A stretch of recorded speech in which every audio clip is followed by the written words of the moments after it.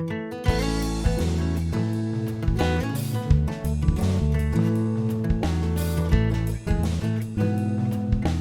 everyone, it's Aunt Fernita. Today's story is called When the Crocodiles Missed Dinner. The memory verse is from Psalm 150, verse 6. It says, "Let everything that has breath praise the Lord." Today's message is we worship God when we thank Him for His protection. Have you ever found a really good hiding place when playing hide and go seek? A place that no one else would think of looking? That was the kind of place that Moses' mother was looking for. Pharaoh, the king of Egypt, was worried. "What can we do about these Israelites?" he asked his advisors. "There are too many of them, and they are so strong. They might even try to join with our enemies if there's a war and fight against us." It was finally agreed that Pharaoh should give an order. All Israelite baby boys should be killed. Jochebed and Amram were frightened. They did not want their baby to die, so they decided to hide him. For 3 months, they managed to hide baby Moses at home, but soon he began to make too much noise. Jochebed was afraid that the soldiers would find him. "We'll put Moses in the river," said Jochebed. "We'll put him in a basket covered with tar so that it will float. I will watch nearby and make sure nothing happens to the basket," Miriam, Moses' big sister, may have said.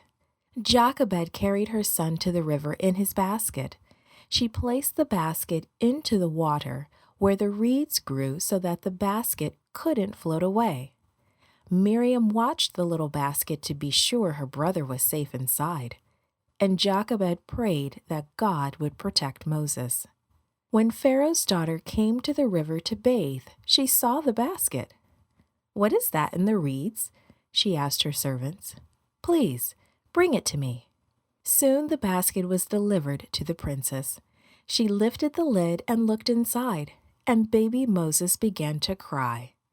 The princess smiled and said, "This is one of the Hebrew babies. I will not let him die like the rest. I will keep him and bring him up as my own son." Miriam heard.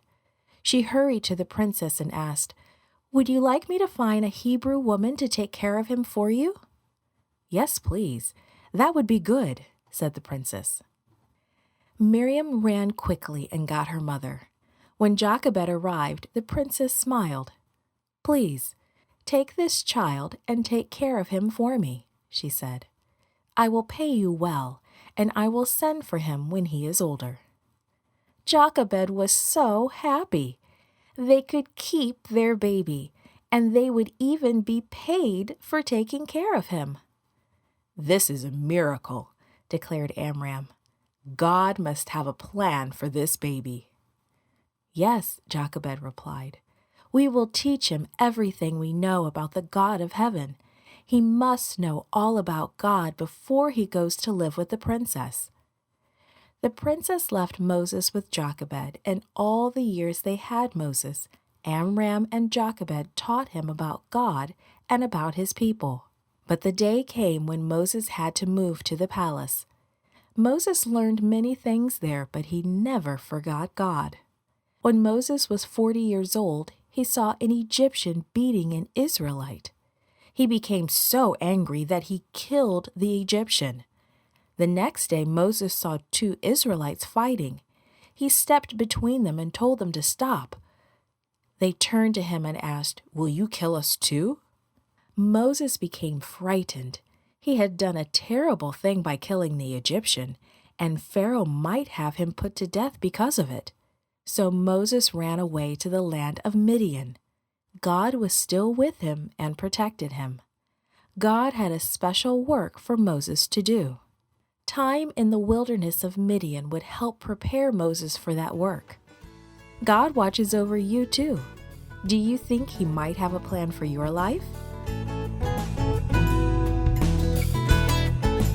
Created and produced by Falvo Fowler.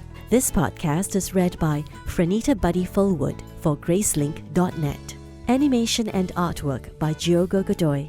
Audio is post-produced by Faith Toe at Studio El Piso in Singapore. The theme music is by Clayton Kinney. The audio engineer was Maurice Bailey.